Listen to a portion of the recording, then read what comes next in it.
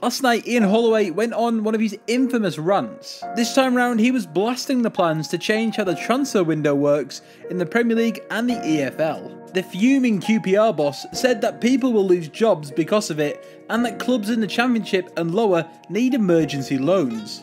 He also said that Premier League clubs should be allowed to loan players to other Premier League clubs, and said belters like, "That kid ain't got no clothes on, it's the Emperor's new clothes, and so I've got to buy all my bread and milk, and then I can't buy anymore, how am I going to make it through the year?" Anyway, Holloway's typically bonkers rant has got us thinking about some more fantastic manager rants. So with that being said, let's get onto our list.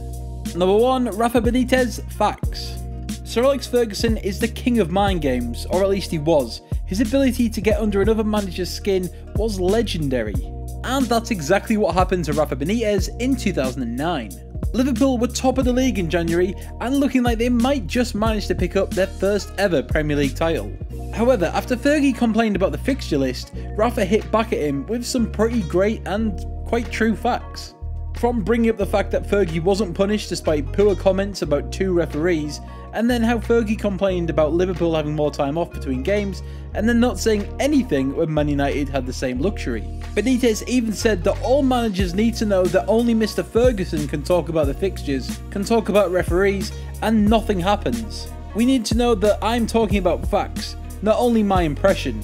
These are things that I've said every single week. Everyone presumed that Rafa had crumbled under the pressure, and well, I guess he did, because Liverpool lost the title by 4 points, and Fergie won another Premier League title. Number 2, Nigel Pearson, ostrich. There are few people as scary as Nigel Pearson in football. However, fun fact, I once gave him a Hubba Bubba outside of Asda, and he accepted it.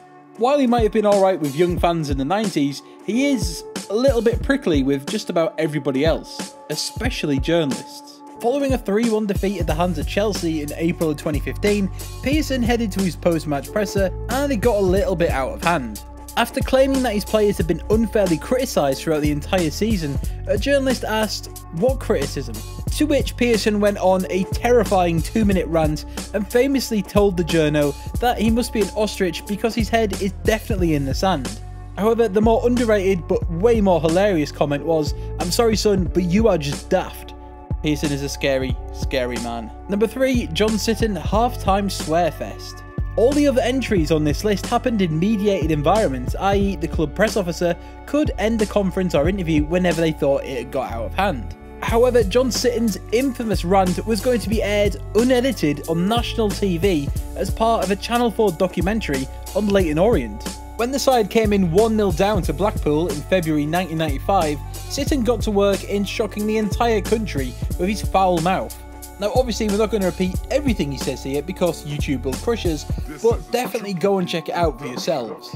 Anyway, at this time Orient were a club in despair. The squad had been cut in half, the club was up for sale and in liquidation, and the PFA were forced to pay the players' wages.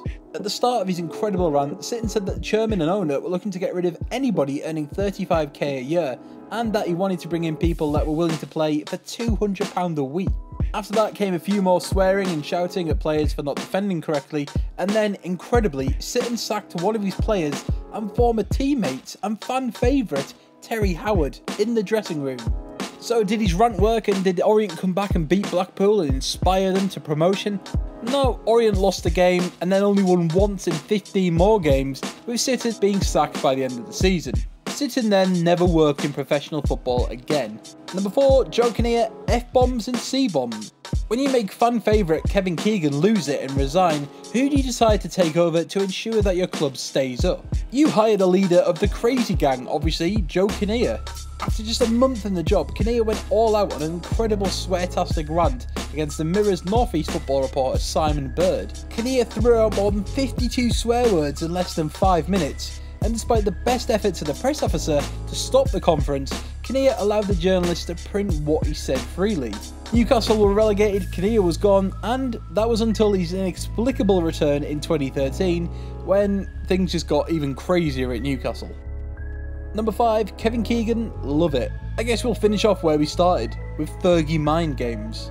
In the 95-96 season, Newcastle were 12 points ahead of Man United at one time, and looking like they were going to storm their way to their first Premier League title. However, the Magpies and boss Kevin Keegan completely crumbled under the pressure, presumably following this incredible rant live. Firstly, they lost their lead to Man United, and then following a 1-0 win over Leeds United, Newcastle moved 3 points behind United with a game in hand, so they could still win the title. However, the master of football mind games Fergie totally got under Keegan's skin, suggesting that teams like Nottingham Forest weren't trying as hard against the Magpies as they were against Man United. Now, for copyright reasons, we can't play the clip, so we might as well do a dramatic reading of it. When you do that with footballers, like he said about Leeds, and when you do things like that about a man like Stuart Pearce, I've kept really quiet, but I'll tell you something, he went down in my estimations when he said that. We have not resorted to that, but I'll tell you, you can tell him now if you're watching it, we're still fighting for this title, and he's got to go to Middlesbrough and get something. And I'll tell you, honestly, we will love it if we beat them. Love it. Newcastle missed out on the title by 4 points, Fergie was left laughing to himself, and Keegan was gone by the next season. And that's our list. Which manager rant do you think is the best? Let us know in the comments below. And be sure to like and share this video, and hit that subscribe button and join the Footy Feed team right now.